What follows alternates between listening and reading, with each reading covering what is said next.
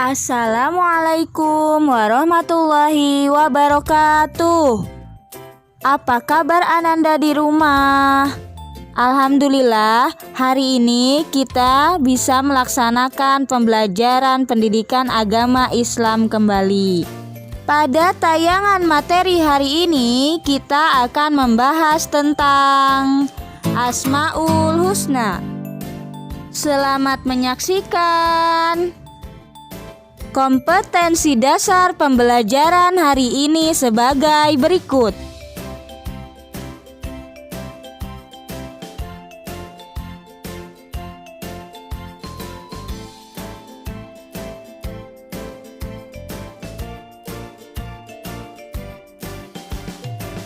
Tahukah Ananda di rumah bahwa kita hidup di dunia ini tidak sendirian?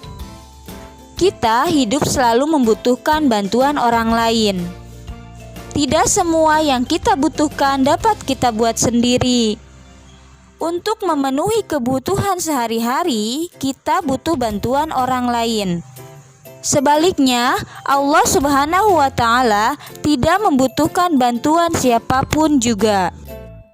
Karena Allah Subhanahu wa Ta'ala Maha dibutuhkan, Maha kuasa, Maha mendahulukan, dan Maha kekal.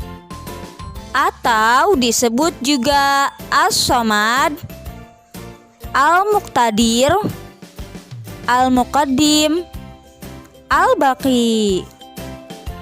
Sesuai dengan pernyataan di awal, Allah Subhanahu wa Ta'ala memiliki nama As-Samad yang artinya Maha dibutuhkan.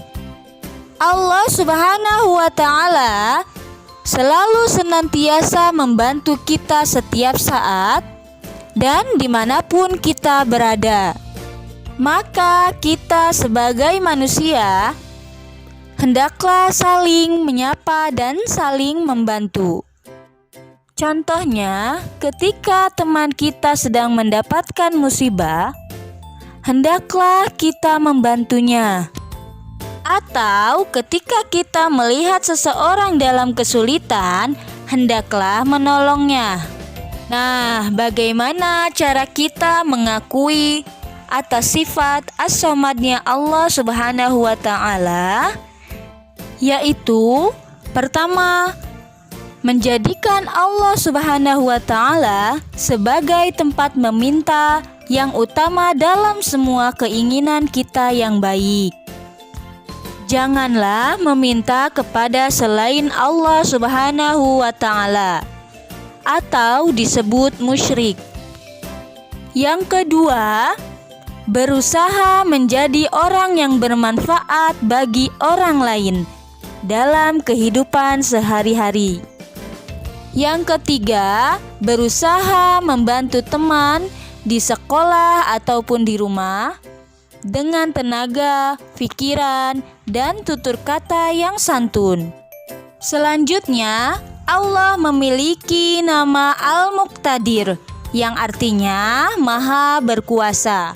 Anandaku di rumah, segala makhluk ciptaan Allah Subhanahu wa Ta'ala yang ada di muka bumi ini dapat hidup, bergerak, atau mati atas kekuasaan dan kehendak Allah Subhanahu wa Ta'ala. Coba Ananda bayangkan apabila di dalam kehidupan kita tidak ada udara, tidak ada air, tidak ada tanah, tidak ada tumbuh-tumbuhan. Apakah kita masih bisa hidup? Tentu tidak bisa. Maka kita sebagai manusia sudah sepatutnya harus selalu bersyukur atas apa yang Allah Subhanahu wa Ta'ala ciptakan, dengan cara rajin beribadah untuk selalu mengingat Allah Subhanahu wa Ta'ala.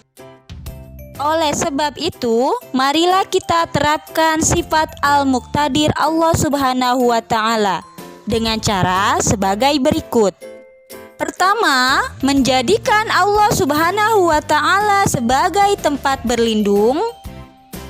Kedua, berlomba-lombalah untuk mencari amal kebaikan karena kita tidak tahu kapan bencana akan datang. Dan lain sebagainya. Selanjutnya yaitu Al-Muqaddim, yang artinya maha mendahului. Sebagai umat muslim, Tuhan yang harus kita sembah yaitu Allah Subhanahu wa Ta'ala. Kita harus selalu mengingat dan bertasbih kepadanya. Cara mengakui sifat Al-Muqaddim yaitu dalam melakukan kebaikan, hendaknya kita lebih dulu berbuat. Kedua, mengerjakan sesuatu yang bermanfaat untuk masa depan.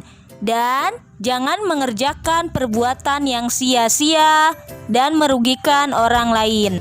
Ketiga, jangan menunda-nunda pekerjaan, terutama belajar. Keempat, mendahulukan kepentingan umum daripada kepentingan pribadi. Selanjutnya yaitu Al-Baqi, yang artinya Allah Maha Kekal. Setiap ciptaan Allah Subhanahu wa Ta'ala akan hancur atau tidak abadi. Hanya Allah Subhanahu wa Ta'ala lah yang kekal abadi. Karena Allah Subhanahu wa Ta'ala Maha Kekal, itulah Tuhan yang harus kita sembah. Kemewahan di atas dunia ini tidak akan kekal abadi. Karena kehidupan yang kekal hanyalah di akhirat nanti. Jadi kita sebagai manusia haruslah mempersiapkan menuju kehidupan yang kekal abadi. Kita harus selalu menyembah, mengingat dan menyebut nama Allah Subhanahu wa Ta'ala. Cara mengakui sifat Al-Baqi Allah Subhanahu wa Ta'ala sebagai berikut. 1. Tidak menyukai sesuatu dengan berlebihan. 2. Meyakini adanya hari akhir. 3. Menjadikan Allah Subhanahu wa Ta'ala tempat meminta dan berlindung. Selalu ingat akan adanya kematian. Dan selalu sabar tawakal dalam menghadapi ujian atau musibah. Nah, bagaimana Ananda di rumah? Sudah paham kan tentang materi hari ini? Jika masih ada yang belum paham, seperti biasa, silakan bertanya pada kolom komentar di bawah ini. Sebelum tayangan materi hari ini berakhir, Ananda di rumah dipersilahkan mengerjakan soal berikut ini.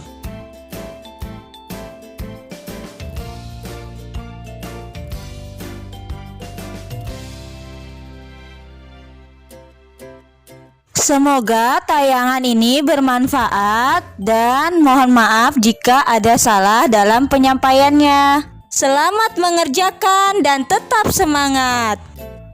Akhirul kalam, wassalamualaikum warahmatullahi wabarakatuh.